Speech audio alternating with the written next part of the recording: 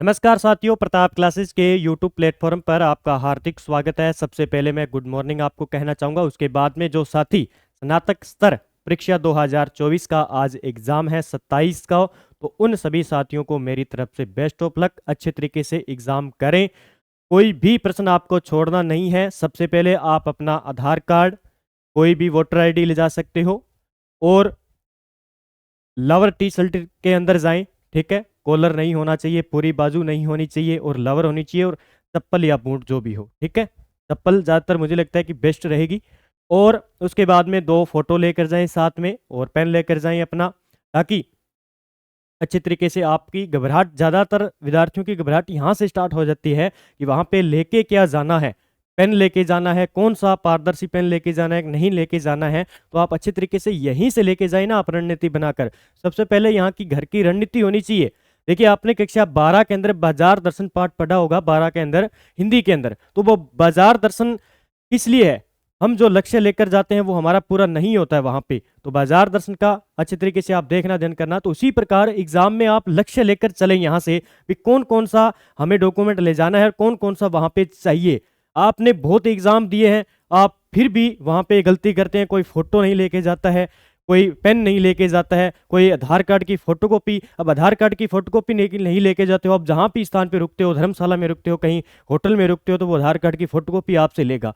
तो सबसे पहले एक आधार कार्ड ओरिजिनल, उसकी 2-3 फोटोकॉपी, फिर फोटो 2-3, ठीक है, एक पेन, ठीक है, जरूर लेके जाएं, ताकि आप अच्छे तरीके से एग्जाम को हैंडल कर सके। यहाँ से घबराहट आपकी यहाँ से स्टार्ट हो जाती है। तो सभी साथियों को मेरी तरफ से बेस्ट ऑफ लक। प्रश्न एक भी नहीं छोड़ना है, प्रश्न को 1 से 2 बार पढ़ना है। आप अपने नॉलेज के आधार पर उन प्रश्नों को अच्छे तरीके से कर सकते हैं। रीजनिंग के और मैथ के 30 क्वेश्चन आएंगे, तो 15 क्वेश्चन में से आप 11-12 क्वेश्चन अच्छे तरीके से रीजनिंग की कर सकते हो, जिसने एक बार भी रीजनिंग नहीं की है। और 12वीं लेवल का एग्जाम आगे अक्टूबर में है, तो उसके लिए स्पेशल हम क्लासें जीके की अभी स्टार्ट करेंगे। देखिए, सबसे पहले हम बात करें तो सीईटी 2024, जिनका 12वीं लेवल एग्जाम, अभी डेट चेंज हो गई, 21, 22, 23, 24 को अक्टूबर को एग्जाम होने वाला है। तो 12वीं लेवल के जो साथी हैं वो नए हैं, तो उनको अच्छे तरीके से जीके पढ़ना चाहिए। 40 से 45 क्वेश्चन जीके के आएंगे, और ये कक्षा 10 की पुस्तक है, और यहाँ से डाटा उठाते हैं। एनसीईआरटी आरबीएससी की बुक है, कक्षा 9 और 10, इसको अच्छे तरीके से पढ़ेंगे। फिर हम बात करेंगे पशु परिचर एग्जाम की, उसके लिए भी ये जो बुक है, वैसे तो नानक क्लासेस के द्वारा इस आरबीएससी बुक को अच्छे तरीके से वन लाइनर तैयार किया गया, तो हम वन लाइनर ही पढ़ेंगे। एक भी क्वेश्चन यहाँ से शिव सर के द्वारा नहीं छोड़ा गया है, तो अब अच्छे तरीके से हमें रिवाइज करना है। यहाँ से प्रश्न बनते हैं, बार बार प्रश्न एग्जाम से उठाए जाते हैं। ठीक है, तो पशु परिचर और सीईटी 12वीं लेवल के लिए आज से हम स्टार्ट कर रहे हैं इस किताब बुक को, और उसके बाद डेली हम रिवाइज करते जाएंगे। तो अच्छे तरीके से एग्जाम को देना है आपको, जो ग्रेजुएशन लेवल का है। घबराना नहीं है बिल्कुल भी, ऐसे जाना है हमें सब कुछ आता है। ठीक है, तो नेगेटिव मार्किंग है नहीं है, वैसे भी घबराना नहीं है। तो 150 के 150 क्वेश्चन करके आना है। ठीक है, छोड़ना तो है ही नहीं है आपको। तो देखिए, आज के हम सेशन की बात करें, हमारे वन लाइनर प्रश्न कक्षा 10 राजस्थान अध्ययन की, फटाफट हम इस बुक का रिवीजन करेंगे। उसके बाद में नाइन्थ की बुक का रिवीजन करेंगे। देखिए, अभी पता चल जाएगा कि सीईटी एग्जाम के अंदर जो नवीनतम जिलों पर आधारित अगर क्वेश्चन आते हैं, तो हम उसी हिसाब से पढ़ेंगे। लेकिन मुझे लगता है कि जहां तक आरबीएससी की किताबें यही चल रही है, तो इसमें भी डाटा आया नहीं है। नई एनसीईआरटी आरबीएससी की बुक आएगी तब पता चलेगा, तभी से क्वेश्चन बनने स्टार्ट होंगे। इससे पहले देख लेना, आप कोई भी परीक्षा हो, यहाँ से प्रश्न नहीं आएंगे। तो आपको पुराने वाला जीके एक बार पढ़ना है। बाकी पुराने वाले और नए वाले में ज्यादा फर्क नहीं है, बस जिलों का अंतर हमें याद रखना है कि कौन सा जिला कहाँ पे गया और कौन सा स्थान कहाँ पे गया है। ठीक है, तो बात करते हैं आज के प्रश्नों की। फिर मैं बात करूं कि जो ये कक्षा 10 है, किस किस परीक्षाओं के लिए, मैंने थंबनेल पर लगा दिया कक्षा 12 और पशु परिचर के लिए, कोई जरूरी नहीं है। तो ये सीईटी एग्जाम के लिए उपयोगी है। पशु परिचर की आप तैयारी कर रहे हो, सेकंड ग्रेड शिक्षक की तैयारी कर रहे हो, ठीक है, उसके बाद स्कूल व्याख्याता की तैयारी कर रहे हो, उसके बाद में रीट एग्जाम, अगर नहीं सीईटी दोगे तो पटवारी का एग्जाम आएगा, राजस्थान पुलिस का, और अन्य परीक्षाएं जो भी है, स्टेनोग्राफर है, कोई भी है जहां पे लगभग 50-40% क्वेश्चन पूछे जाते हैं। तो ये बुकें बहुत ही महत्वपूर्ण है और आपके एग्जाम के लिए महत्वपूर्ण है। ठीक है, और अच्छे तरीके से आपको हम अच्छे तरीके से रिवाइज कराएंगे। देखिए, सबसे पहले हम बात करते हैं, इससे पहले हमने पार्ट नंबर 1 में 50 क्वेश्चन कर लिए। आज हम बात करेंगे 51 नंबर क्वेश्चन से, जितने भी होंगे हमारे से। देखिए, बात करें राजस्थान में आर्य में पहला पार्ट जो था उसमें हमने राजस्थान के बारे में जाना था कि उसका नाम किसने दिया। जॉर्ज थॉम ने राजपुताना नाम दिया, ठीक है। कर्नल जेम्स टोड ने राजस्थान नाम दिया और कर्नल जेम्स टोड की पुस्तक पढ़ी। उसके बाद में हमने सभ्यताओं के बारे में जाना, जो भी इंपॉर्टेंट है। कुछ सभ्यताएं थी जो नई इस बुक के अंदर दी हुई है, कालीबंगा है, आहड़ सभ्यता के बारे में और गणेश्वर सभ्यता के बारे में। तो ये सारी हमने अच्छे तरीके से पढ़ी। आज हम अगले टॉपिक की बात करेंगे। कुछ सभ्यता हमने रह गई थी और कुछ जो क्षेत्र है, किस क्षेत्र से नाम से जाना जाता है, और आगे हिस्ट्री की बात करेंगे। देखिए, राजस्थान में आर्य संस्कृति वैदिक सभ्यता के अवशेष कहां से मिले हैं? तो अनूपगढ़ से नया जिला बना, आपको पता है। तरखान वाला डेरा और चक 84, तीनों याद रखनी है। ये कहां पे है? ये किस संस्कृति की है? वैदिक संस्कृति से मिली है। कौन सी? वैदिक संस्कृति से मिली है। तो ये थोड़ा सा आपको याद रखना। आगे देखिए, फिर अंगुत्तर निकाय क्या है? अंगुत्तर निकाय में हमें 16 महाजनपदों की जानकारी मिलती है। अभी जो साथी कोई भी स्टेट लेवल एग्जाम की तैयारी करें तो सीधा प्रश्न आता है कि महाजनपद थे, उनकी जानकारी हमें कहां से मिलती है? उनका ग्रंथ था अंगुत्तर निकाय से हमें प्राप्त होती है। कहां से? अंगुत्तर निकाय से प्राप्त होती है। और महाजनपद कितने हैं? 16 महाजनपद है। प्राप्ति होती है तो इसका संबंध किस धर्म से है? बौद्ध धर्म से है। बौद्ध धर्म, गौतम बुद्ध को याद कर लेना। बौद्ध धर्म का संबंध है किससे? 16 महाजनपद का संबंध जो है बौद्ध धर्म से, याद रखना। गौतम बुद्ध को याद कर लेना, ठीक है। फिर है राजस्थान के किस क्षेत्र को सीवी जनपद, सीधा का सीधा आता है कि निम्न में से कौन सा क्षेत्र सीवी जनपद के नाम से जाना जाता है? इसी प्रकार के ऐसे डाले जाएंगे ऑप्शन। चित्तौड़ के आसपास का क्षेत्र सीवी जनपद कहते हैं। चित्तौड़गढ़ के आसपास के जो क्षेत्र हैं उसी सीवी प्रदेश के नाम से जाना जाता है। अगला, 327 ईस्वी पूर्व में किस आक्रमण के कारण सुरक्षा और अस्तित्व की रक्षा के लिए पश्चिमोत्तर सीमा से कुछ कबीले मालव, योधेय और अर्जुन राजस्थान में आकर बसे थे? तो वो थे सिकंदर। कौन था? सिकंदर, ठीक है। अगला प्रश्न देखिए, आर्य जैन के रूप में मत्स्य जाति, कौन सी? मत्स्य जाति या मत्स्य जनपद कह सकते हैं, का उल्लेख सर्वप्रथम किस में मिलता है? तो सतपथ ब्राह्मण के अंदर मिलता है। मत्स्य जो जनपद है, मत्स्य जो जाति है, आर्य जैन के रूप में मत्स्य जाति, उसका उल्लेख हमें सतपथ ब्राह्मण के अंदर मिलता है। अगला, निम्न में से किस में मत्स्य जनपद की जानकारी नहीं मिलती है? तो अंगुत्तर जो निकाय है, 16 जनपदों की जानकारी जिस अंगुत्तर निकाय में मिलती है, उसकी जानकारी कौन से मत्स्य जनपद की राजधानी विराटनगर, उसके बारे में नहीं मिलता है। अगला देखिए, मत्स्य जनपद के बारे में देखिए, सीधा प्रश्न बार बार पूछा जाता है कि मत्स्य जनपद की राजधानी क्या है और इसका संबंध राजस्थान की किस सभ्यता से है, किस जिले से है। महाभारत काल में मत्स्य जनपद के राजा विराट ने विराटनगर को अपनी राजधानी बनाई। अब मत्स्य जनपद की राजधानी बहुत बार पूछा गया है, क्या हो जाएगी? विराटनगर। विराटनगर मत्स्य जनपद की क्या ही राजधानी थी, ठीक है, विराटनगर। फिर विराट की पुत्री उत्तरा का विवाह है अर्जुन के पुत्र अभिमन्यु के साथ में हुआ था। अभिमन्यु आपको पता है, जो अच्छे तरीके से जानते हैं, अर्जुन के पुत्र का नाम था अभिमन्यु। यह पूरी जो कहानी है एनसीईआरटी आरबीएसई बुक में दी हुई है। अभिमन्यु के पुत्र परीक्षित कालांतर में पांडवों के राज्य का उत्तराधिकारी बना।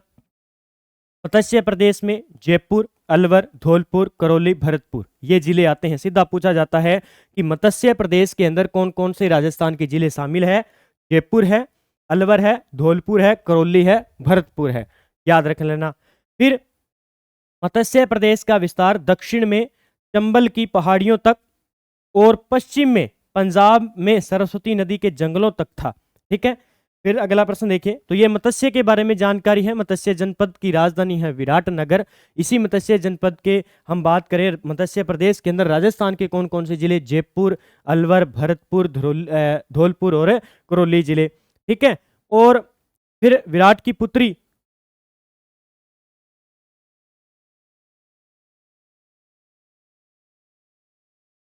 तो आगे देखिए, थोड़ी सी मिस्टेक हो गई। देखिए, राजस्थान के किस प्रदेश में सालव जाति रहती है? राजस्थान के किस प्रदेश में सालव जाति रहती थी जिसके बीच अस्पष्ट सीमा को लेकर मत्स्य जनपद से संघर्ष होता रहता था। तो कौन सी प्रदेश में? अलवर में जाति रहती थी। अब याद रखना, सालव जाति का संबंध किस जिले से था? राजस्थान में सालव जाति की बात आ जाए तो अलवर जिले से। किस जिले से? अलवर जिले से, याद। ठीक है, सालव जाति का संबंध किससे हो जाएगा? अलवर जिले से हो जाएगा। आगे देखिए, किस महाजनपद ने मत्स्य जनपद पर आक्रमण कर उसे अपने क्षेत्र में शामिल कर लिया था, लेकिन वह अधिक समय तक इसके अधिकार में नहीं रह सका? तो वो था चेदी महाजनपद।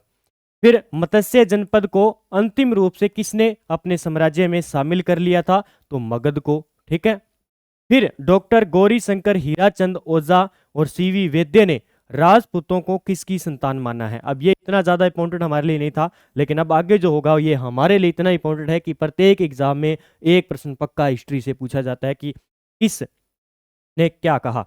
देखिए, डॉक्टर गौरी शंकर एक और हीराचंद ओझा और सीवी वैद्य ने राजपूतों को किसकी संतान माना है? तो वैदिक आर्यों की संतान माना है। इन तीनों व्यक्तियों ने राजपूतों को क्या, किसकी संतान माना है? वैदिक आर्य की संतान माना है। अगला, पृथ्वीराज रासो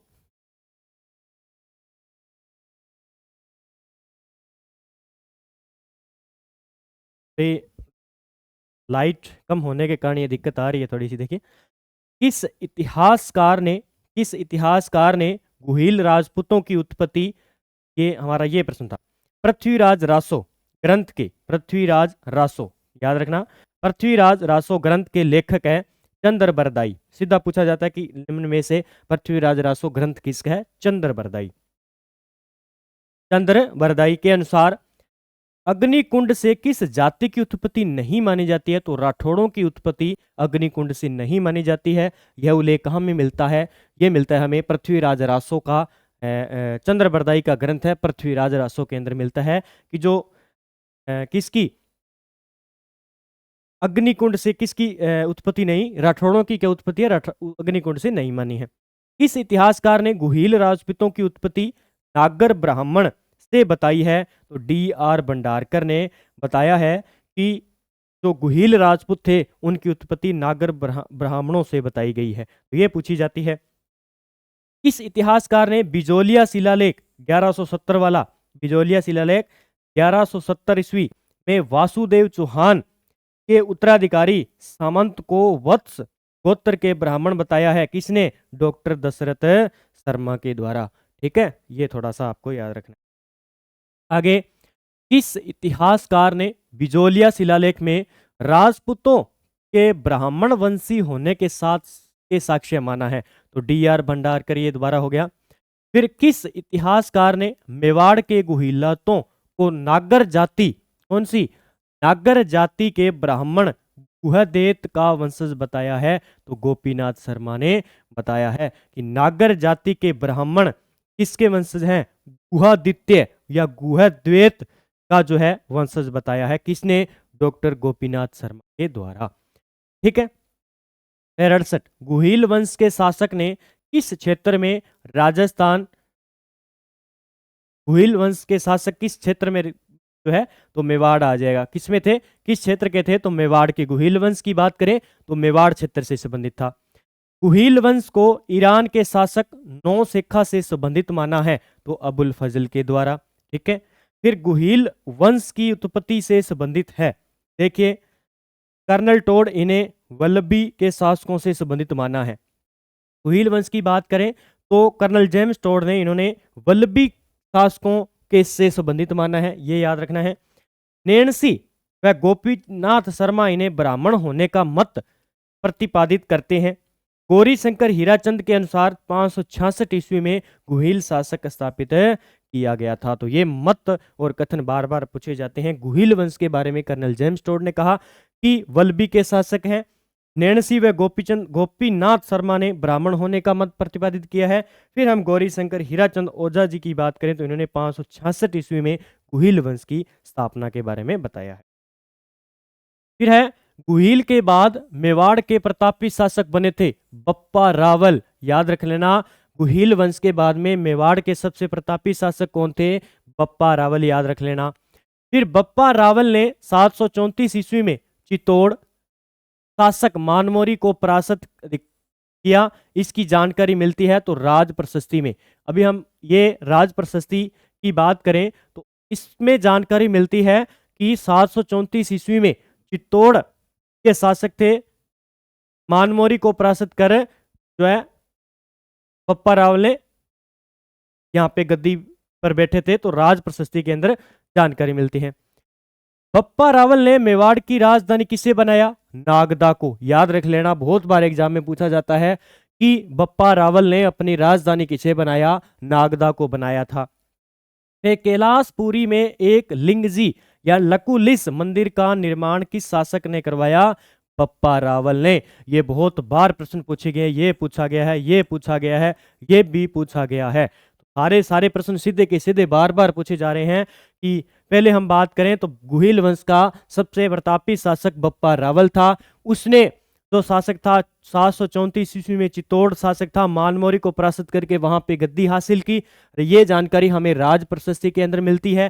फिर बप्पा रावल ने मेवाड़ की राजधानी नागदा को बनाया। फिर कैलाशपुरी में एक लिंगनाथ जी या जिसे लकुलिस मंदिर के नाम से जाना जाता है, उसका निर्माण भी बप्पा रावल ने करवाया था। फिर बप्पा रावल को एक उपाधि भी दी गई थी, आगे हम बात करेंगे कालभोज की। देखो, गौरी शंकर हीराचंद ओझा के अनुसार बप्पा रावल का वास्तविक नाम कालभोज था। याद रख लेना, इसे कालभोज की भी उपाधि प्राप्त थी। क्या? कालभोज की उपाधि। ये बहुत बार परीक्षा में पूछा जाता है। कालभोज की उपाधि कौन हो जाएंगे? बप्पा रावल। ठीक है, बप्पा रावल को दी गई थी कालभोज की। और किसके अनुसार? यह है गौरी शंकर हीराचंद ओझा के अनुसार कहा गया है कि इनका वास्तविक नाम था कालभोज। फिर पांच घोष क्या है? देखो, इस प्रकार की शब्दावलियां दी हुई है। पांच घोष मैं यहाँ पे लिख देता हूं, अगर आपको साफ नहीं दिखाई दे रहा, हो सकता है कोई शब्दावली में पूछ ले, तो लिखा हुआ है ये पांच घोष। ये शब्द क्या है? ये क्या है? ठीक है, ये पुस्तक में दिया हुआ है। बुद्ध चरित्र द्वारा लिखित पुस्तक है। ये किसके द्वारा? बुद्ध चरित्र द्वारा लिखित पुस्तक है। इस प्रकार के बारीकी बारीकी से प्रश्न बन रहे हैं और सीधा उठाया जाए। इस इतिहासकार के अनुसार बप्पा किसी राजा का नाम नहीं अपितु खिताब था। ये किसने कहा था? श्यामल दास के द्वारा, कि बप्पा किसी राजा का नाम नहीं था अपितु खिताब था। तो ये अलग अलग जो है व्यक्ति हैं जिन्होंने अलग अलग नाम दिए हैं। कोई कहता है ये है, कोई कहता है ये है, कोई कहता है, तो आलोचक है ये अलग अलग कुछ भी। तो देखिए, बप्पा रावल की तुलना चार्ल्स मार्टल फ्रांसीसी सेनापति जिसने यूरोप में सर्वप्रथम मुसलमानों को परास्त किया था से करते हैं। सीवी वैद्य करते हैं। अब देखो, यह सीधी की सीधी हो सकता है लाइन उठाई जाए कि जो बप्पा रावल की तुलना है, एक फ्रांसीसी सेनापति था, ठीक है, जिसने क्या किया था? यूरोप में मुसलमानों को परास्त किया था, तो उसके बराबर इसकी तुलना किसने की? सीवी वैद्य के द्वारा की गई। फिर मेवाड़ के शासकों के शासनकाल के बारे में सही क्रम बताइए। देख लिए, मेवाड़ के शासकों के शासनकाल के बारे में सही क्रम बताइए। तो सबसे पहले आ जाएगा जेतर सिंह, फिर तेज सिंह, फिर रतन सिंह। तीनों याद रख लेना, सीधा का सीधा इंपॉर्टेंट कर लेना, एग्जाम में पूछा जाता है इनका क्रम। जेतर सिंह, तेज सिंह और रतन सिंह। उसके बाद जेतर सिंह व इल्तुतमिश के बीच भूताला का युद्ध कब हुआ? भूताला का युद्ध, अभी स्टार्ट हो गए भी युद्ध आने, याद रख लेना। भूताला का युद्ध सीधा एग्जाम में पूछा जाता है कि भूताला का युद्ध कब हुआ? तो 1227 ईस्वी, 1227 ईस्वी में होता है। उसके बाद में किसके बीच में? एक थे जेतर सिंह, कौन थे? जेतर सिंह प्लस में इल्तुतमिश,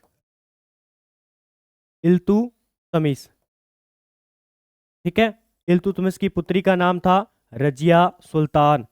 1236 के क्या पता 40 के आसपास वो शासक बनी थी, ठीक है। ये भी आपको याद रखना है, कन्फर्म नहीं है मुझे थोड़ा, तो आप कमेंट बॉक्स में बताएं कि रजिया सुल्तान शासक कब बनी। शायद तक 1236 होना चाहिए। इल्तुतमिश ने एकता प्रणाली भी चलाई थी, ठीक है। तो जेतर सिंह इल्तुतमिश, भूताला का युद्ध 1227 के अंदर। भूताला के युद्ध की जानकारी जय सिंह सूरी के किस ग्रंथ में मिलती है? अमीर मद मर्दन। अब सीधा पूछा जाएगा कि ये अमीर मद मर्दन किसका है? जय सिंह सूरी। इतने प्रश्न बन रहे हैं, इतने प्रश्न बन रहे हैं और बार बार पूछे जा रहे हैं। हमीर मद मर्दन किसका ग्रंथ है? जयसिंह सूरी का है, याद रख लें। ठीक है। फिर गौरी शंकर हीराचंद ओझा ने किस मेवाड़ शासक दिल्ली के गुलाम वंशों के सुल्तानों के समय का प्रतापी था? कौन सा शासक माना जाता है जिसकी वीरता की प्रशंसा उसके विरोधियों ने भी की थी?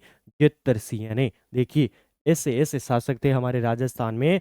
गौरी शंकर हीराचंद ओझा के अनुसार, ये देखो याद रख लेना, 3-4 है ये, गौरी शंकर हीराचंद ओझा और सीवी वैद्य और थे 2-3। ठीक है। तो दिल्ली के गुलाम वंशों के सुल्तानों ने भी इनकी क्या की थी?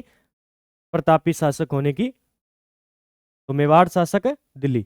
फिर हमीर मद मर्दन में इल्तुतमिश को कहा गया है, तो हमीर कहा गया। देखो क्या कहा गया? हमीर कहा गया है।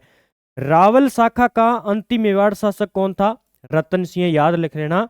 रावल शाखा का अंतिम शासक कौन था? रतन सिंह था। कौन था? रतन सिंह। फिर जेतर सिंह का मेवाड़ शासक, जेतर सिंह का मेवाड़ शासक के रूप में शासनकाल था 1213 के बीच में 1253 के बीच में। अभी ये आ गया जेतर।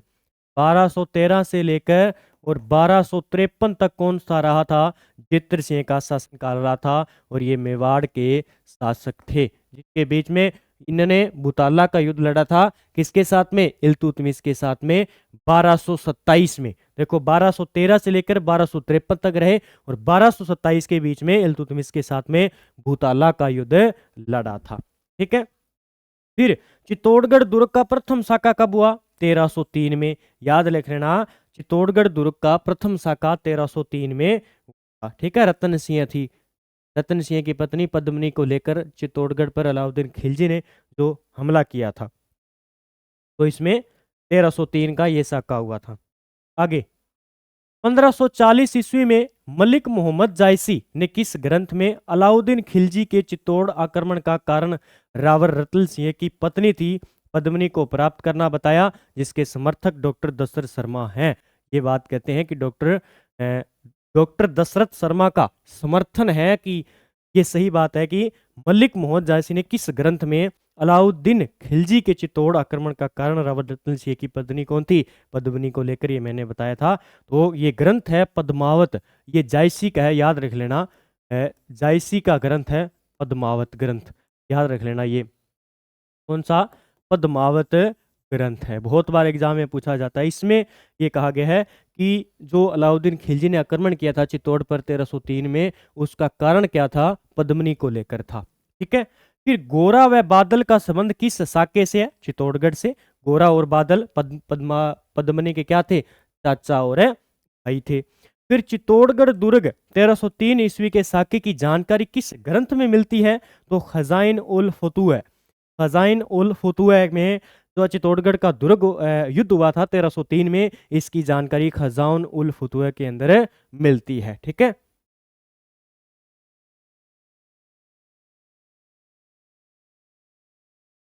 फिर बात करते हैं अगला, रानी पद्मिनी ने कितनी महिलाओं के साथ चित्तौड़गढ़ दुर्ग में जोहर किया? 1600 महिलाएं थी इनके साथ में। ठीक है। तो रतन सिंह की मृत्यु हो गई थी। रतन सिंह की मृत्यु की सूचना सुनते ही तो पद्मिनी ने यह कदम उठाया कि हमने क्या करना है, इन खिलजी वंश के हाथ नहीं लगना है, और इन्होंने 1600 महिलाओं के साथ में क्या किया? क्या किया था? जोहर किया था, अपने आप को आग में जिंदा जला लिया। ठीक है। फिर अलाउद्दीन खिलजी ने चित्तौड़ दुर्ग पर अधिकार कर उसका शासन प्रशासन किसे नियुक्त किया गया? खिजर खां को। अब देखो चित्तौड़गढ़ पर आक्रमण कर दिया 1303 में और रतन सिंह को मार डाला और उसकी पत्नी पद्मनी ने जोहर कर लिया। अब वो दुर्ग खाली हो गया। अब खाली हो गया तो वहां का शासक तो किसे इसने बनाना था, तो किसको बना दिया इसने? खिजर खां को बना दिया था। ठीक है। तो ये खिजर खां याद रख लेना भाई। फिर अलाउद्दीन खिलजी द्वारा बदले गए दुर्गों के नाम वेरी वेरी मोस्ट कर लेना, सीधा पूछा जाता है, सीधा का सीधा। चित्तौड़गढ़ दुर्ग का नाम खिजराबाद रखा था, जालोर दुर्ग का नाम इसने जलालाबाद रखा था, और सिवाना दुर्ग बाड़मेर में इसका नाम खेराबाद रखा था। ठीक है। जालोर वाला राई के भाव रातों रात ही बिके, वो कहानी। और चित्तौड़गढ़ में खिजर खां, चित्तौड़गढ़ का नाम खिजर खां को दिया था तो खिजराबाद इसका नाम रख दिया। जालोर दुर्ग का जलालाबाद और सिवाना दुर्ग बाड़मेर में है जो इसका नाम खेराबाद रखा। तीनों पॉइंट याद रखना है। हमीर सिसोदिया ने सिंगोली के युद्ध में, कौन सा, सिंगोली के युद्ध में मोहम्मद बिन तुगलक को हराया। यह किस जिले में है, बांसवाड़ा में है सिंगोली। ठीक है, याद रखना सिंगोली स्थान कहाँ पे है, बांसवाड़ा में, बांसवाड़ा के अंदर है। इसने हमीर सिसोदिया आ गए अब, और सिंगोली के युद्ध हुआ था और उसमें मोहम्मद बिन तुगलक को हराया था। आगे, चित्तौड़ को मेवाड़ की राजधानी बनाने वाला शासक कौन था, जेतर सिंह था। चित्तौड़ को राजधानी बनाने वाला शासक था जेतर सिंह। राणा हमीर ने मेवाड़ में सिसोदिया वंश की नींव कब डाली, 1326 ईस्वी में। किसने, राणा हमीर की बात आ रही है, तो 1326 ईस्वी में मेवाड़ में सिसोदिया वंश की नींव डाली थी। अगला है कि मेवाड़ का उदारक किस शासक को कहते हैं, हमीर सिसोदिया को कहते हैं, ये याद रखना आप। इस शासक को कीर्ति स्तंभ प्रशस्ति में विश्व घाटी पंचानन की संज्ञा दी गई है। हमीर को अभी भी 28 का जिन साथियों का एग्जाम है, हो सकता है वहीं भी प्रश्न पूछे जाए।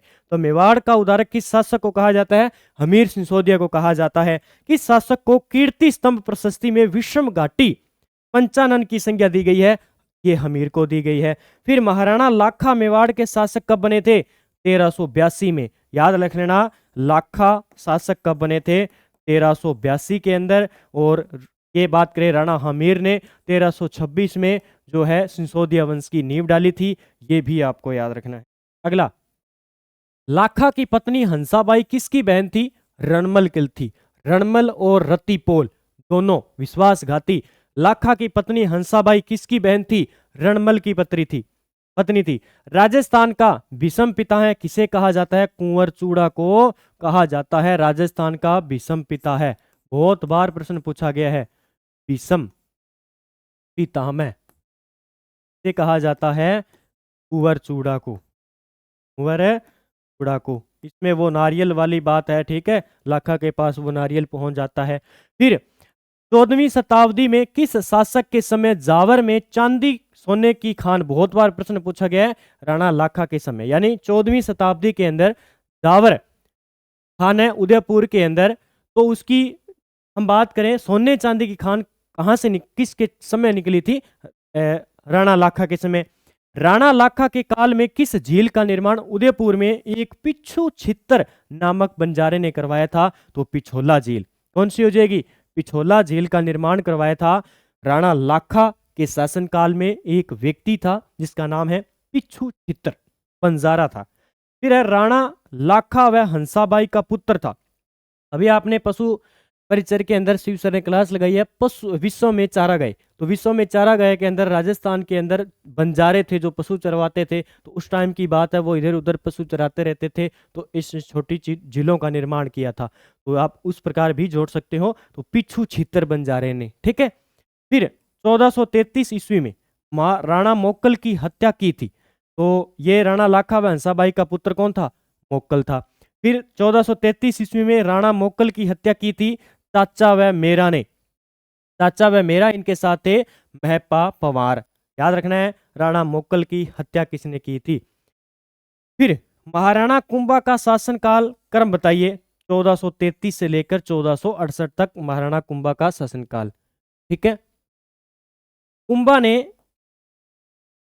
किस युद्ध में मालवा के शासक महमूद खिलजी प्रथम को हराया था, तो सारंगपुर का युद्ध हुआ था।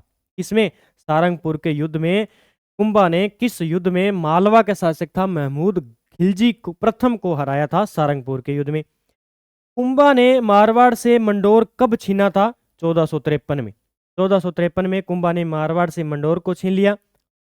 किस मारवाड़ शासक ने अपनी पुत्री श्रृंगार देवी का विवाह है कुंभा के पुत्र रायमल से किया था, तो रावजोधा से। इससे रावजोधा का विवाह करवाया। फिर कुंभा के विरुद्ध 1556 में मालवा व गुजरात के शासकों के बीच में बात करें आगे, चंपानेर की संधि हुई महमूद खिलजी प्रथम व कुतुबुद्दीन के बीच में। चंपानेर की संधि कब हुई, इसका जवाब आप कमेंट बॉक्स में दीजिए। फिर किसके अनुसार कुंभा को मेवाड़ के 84 में से 32 दुर्गों का निर्माण करता माना गया है, ये श्यामलदास जी कहते हैं कि जो राणा कुंभा है उनके मेवाड़ के अंदर 84 में से 32 दुर्गों का निर्माण करवाया गया है कुंभा द्वारा। कुंभा द्वारा निर्मित कुंभलगढ़ दुर्ग का शिल्पी कौन था, मंडन है, मोस्ट कर लेना भाई। कुंभा से संबंधित या तो इसके ग्रंथ पूछे जाते हैं, ये शिल्पी पूछे जाते हैं, और प्रश्न कहीं से नहीं आता, बार बार ये प्रश्न आते हैं और ये कंफ्यूज करते हैं। तो शिल्पी किसका? कुंभलगढ़ दुर्ग का है ये, याद रख लेना। किसका? कुंभलगढ़ दुर्ग का। कुंभलगढ़ दुर्ग का शिल्पी कौन था? शिल्पी की बात करें, किसका निर्माण करवाया था शिल्पी ने? मंडन। ठीक है, मंडन याद रख लेना भाई, कुंभलगढ़ मंडन। कुंभा ने किस दुर्ग में कुंभ स्वामी तथा श्रृंगार चवरी मंदिर का निर्माण करवाया था? चित्तौड़गढ़ दुर्ग के अंदर। ये पूछा जाता है कि कुंभ स्वामी मंदिर और श्रृंगार चवरी कहाँ पे है? चित्तौड़गढ़ के अंदर, कुंभा के द्वारा। किस शासक ने जयदेव के गीत गोविंद टीका में गुहिलोत नागर ब्राह्मण गुहेदत्त की संतान स्वीकार किया है? कुंभा ने स्वीकार किया है। अब किसकी है ये जयदेव गीत गोविंद? गीत गोविंद किसकी है अभी? जयदेव की है, याद रख लेना। ठीक है, सीधा आ रहा है। एकलिंग महात्म्य ग्रंथ के लेखक हैं कान्हा व्यास। एकलिंग महात्म्य, एकलिंग महात्म्य ग्रंथ के लेखक हैं कान्हा व्यास। ठीक है, फिर कुंभा ने किस ग्रंथों पर टीका लिखी थी? तो एक तो गीत गोविंद जयदेव की और संगीत रत्नाकर, दोनों को याद रखना है। ग्रंथों पर क्या लिखी थी? टीका लिखी थी।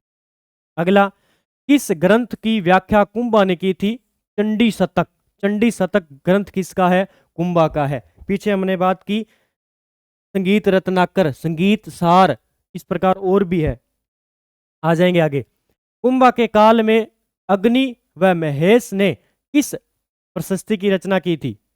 तो ये थी कीर्ति स्तंभ। ठीक है, अत्रि है ये, अग्नि नहीं है, अत्रि। अत्रि व महेश। ठीक है, अत्रि व महेश के द्वारा किसकी? कीर्ति स्तंभ की। ठीक है, कीर्ति स्तंभ की रचना किसने की? कीर्ति प्रशस्ति, याद रखना है। कीर्ति प्रशस्ति की रचना की थी अत्रि और महेश के द्वारा। राजगुरु, हाल गुरु, अभिनव भट्टाचार्य, हिंदू सुल्तान, दान गुरु की उपाधि से सम्मानित है कुंभा। वेरी मोस्ट, बस सीधे सीधे यहां से आते हैं कुंभा के प्रश्न। राजगुरु, हाल गुरु, अभिनव भट्टाचार्य, हिंदुस्तान, हिंदू सुल्तान, दान गुरु, तो ये कुंभा के द्वारा। कुंभा के बारे में देखिए और जानकारी। कुंभा 1433 में मेवाड़ की गद्दी पर बैठा। अब देखो 1433 ईस्वी में मेवाड़ पर गद्दी पर बैठा। सारंगपुर युद्ध विजय के बाद विजय स्तंभ का निर्माण करवाया। सारंगपुर का युद्ध आपने देखा, पीछे हमने बात की, तो सारंगपुर का युद्ध देखिए यहाँ पे अभी हम चर्चा कर लेते हैं। ये हमने पढ़ा था सारंगपुर का युद्ध। ये सिंगोली वाला आ गया, ये रहा। इसके साथ महमूद खिलजी फर्स्ट था इसके। ठीक है, तो हम कहाँ पे थे? यहाँ पे। तो सारंगपुर के युद्ध में महमूद खिलजी फर्स्ट था इसके साथ में, याद रख लेना भी। और इसने विजेता कुंभा द्वारा विजय हुई और उसके बाद में इसने विजय स्तंभ का निर्माण करवाया। पूछा जाता है कि विजय स्तंभ का निर्माण किसने करवाया था? फिर अंतिम समय में उन्माद रोग हो गया इसको। फिर कुंभा की हत्या 1468 ईस्वी में उसके पुत्र उद्दा ने की थी। उद्दा, याद रखना भी, उद्दा ने क्या कर दिया? कुंभा की हत्या कर दी। ठीक है, भी इसने कहा भी अब आपको बहुत समय हो गया शासक करते हुए, अब मुझे भी शासक करने दो। तो 1468 ईस्वी में उद्दा ने अपने पिता की हत्या कर दी। ठीक है, फिर महाराणा सांगा मेवाड़ की गद्दी पर कब बैठा? 1509 में। अब ये सांगा आ गया भी, 80 गांव वाला सांगा। ठीक है, 1509 में। शासकों की उपाधि देखिए, हिंदू पथ किसे कहते हैं? हिंदू पथ सांगा को कहते हैं। हिंदू सुल्तान कुंभा को कहते हैं। मेवाड़ केसरी महाराणा प्रताप, हिंदू बादशाह मालदेव को। अब इसमें दोनों याद रखना, एक तो है हिंदू पथ। हिंदू पथ किसे कहा जाता है? राणा सांगा को। ठीक है, हिंदू पथ, हिंदू पथ। फिर दूसरा हिंदू बादशाह, याद रखना, बादशाह किसे कहेंगे? हिंदू बादशाह मालदेव को। मालदेव को एक और उपाधि है, हसमत वाला शासक कहते हैं। हसमत वाला शासक, ये भी आपको याद रखना है, मालदेव को। ठीक है,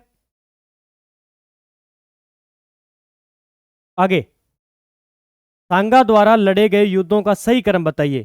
खातौली, फिर बाड़ी, फिर गागरोन का। तीनों याद रखना है कि राणा सांगा के द्वारा लड़े गए युद्ध राणा सांगा के द्वारा लड़े गए युद्ध। ठीक है, अभी देखिए पहला आ जाएगा खातौली, खातौली का युद्ध। ठीक है, खातौली का युद्ध 1517।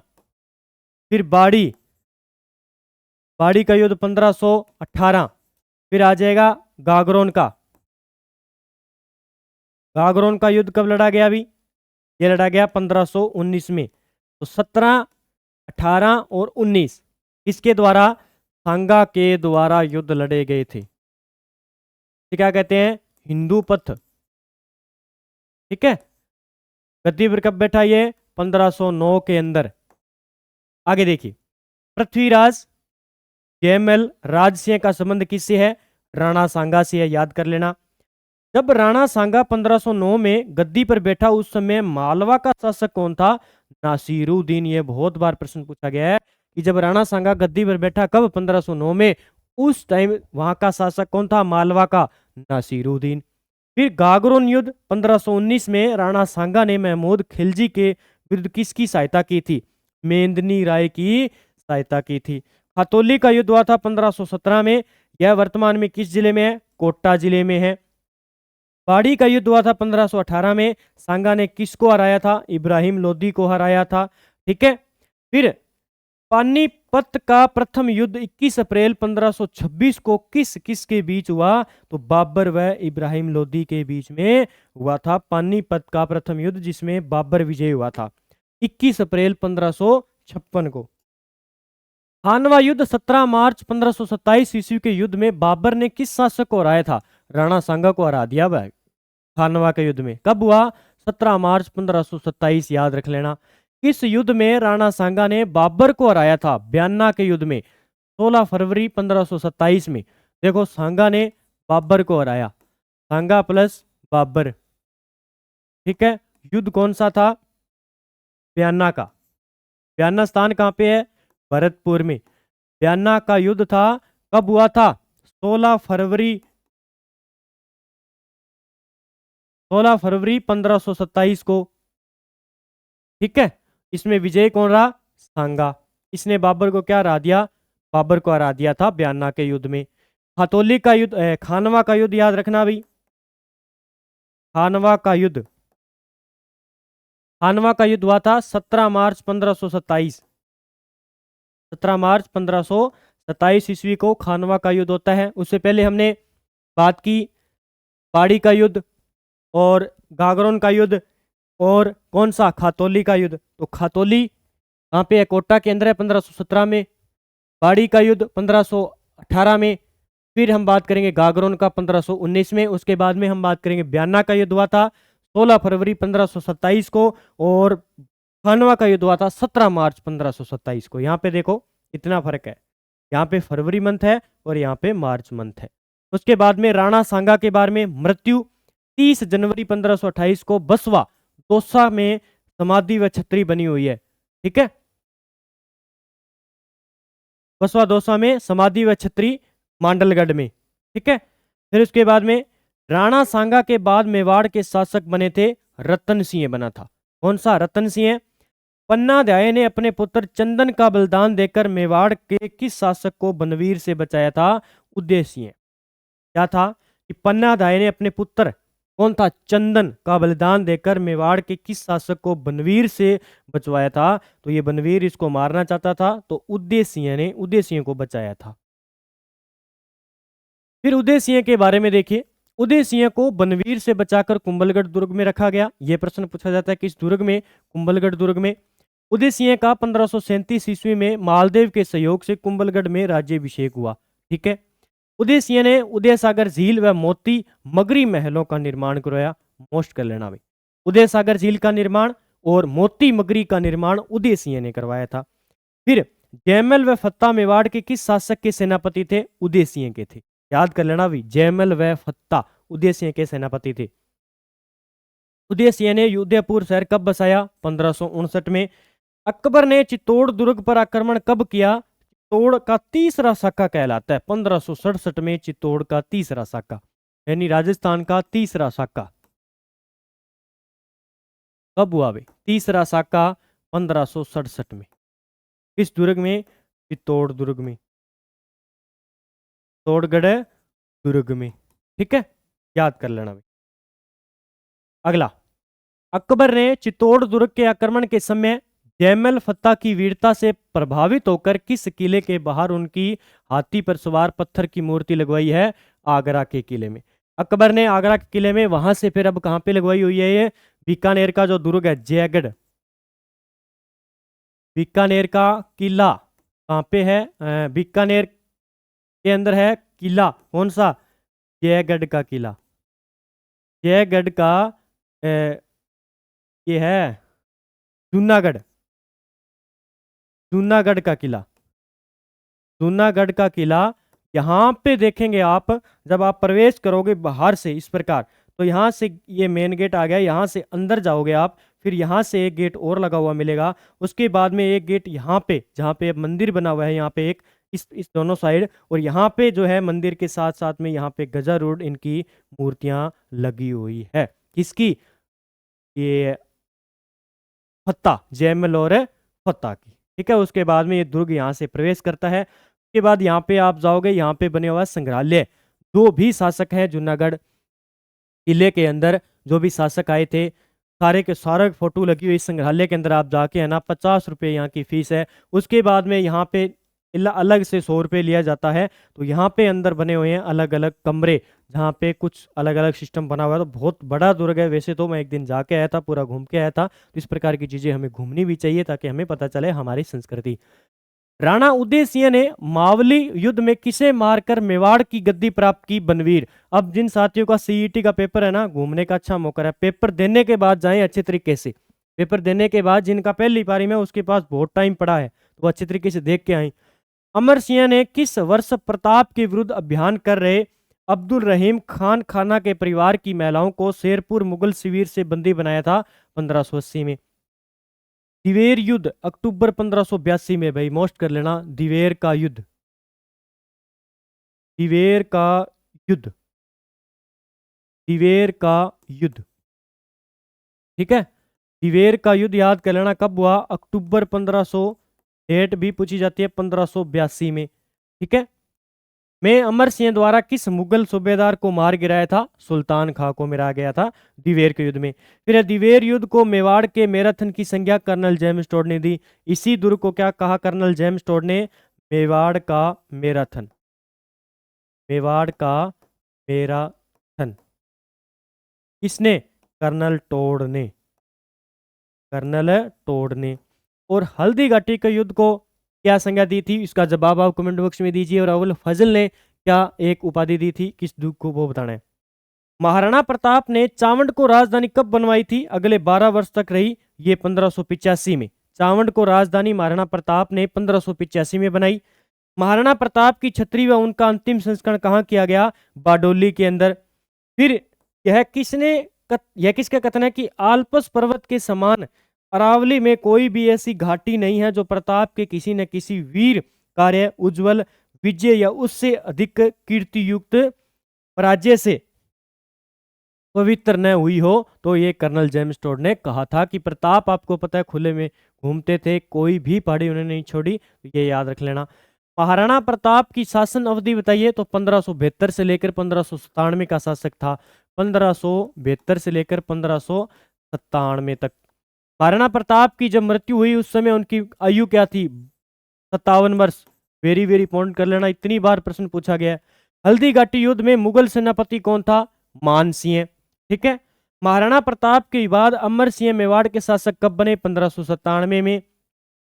1613 ईस्वी में जहांगीर अजमेर पहुंचकर मेवाड़ के विरुद्ध अभियान किसके नेतृत्व में करता है? खुर्रम के। कौन? जहांगीर। तो आज हम बस ओनली 150 क्वेश्चन तक ही चर्चा करेंगे। आगे मैं लेकर आऊंगा, लगभग इसमें 300, 350, 400 क्वेश्चन है। तो सारे क्वेश्चनों की हम चर्चा करेंगे। एक बार हमें बस रिवाइज करना है, हमारा पढ़ा हुआ बहुत है, लेकिन हम एक बार इसको रिवाइज कर लेंगे, ताकि आपका जो आरबीएससी का बुक का जो डाटा है वो अच्छी तरीके से आपका निकल जाए। तो आपको अच्छी तरीके से इसका अध्ययन करते रहना है। इसी प्रकार मैं डेली क्लास लेकर आऊंगा। और जो सीईटी 12वीं लेवल के जो साथी है, नवीनतम साथी है, उनके लिए बहुत ही महत्वपूर्ण है। और पशु परिचर के लिए आपको पता है जीके के क्वेश्चन आएंगे, तो उनको भी पढ़ना है आपको। सभी साथी वीडियो को लाइक करें, शेयर करें। और लगभग 500 लाइक होने चाहिए। सभी साथियों से मेरा निवेदन है कि आप अन्य सभी साथियों से शेयर करें, सब्सक्राइब करवाएं और अच्छे तरीके से आपको क्लास दी जा रही है। वन लाइनर प्रश्न आपको कहीं नहीं मिलेंगे आरबीएससी किताबों के। और लाइक जरूर करें, 500 लाइक इस वीडियो पर आने चाहिए। जो साथी देख रहे हैं उनके लिए स्पेशल। जय हिंद, जय भारत दोस्तों।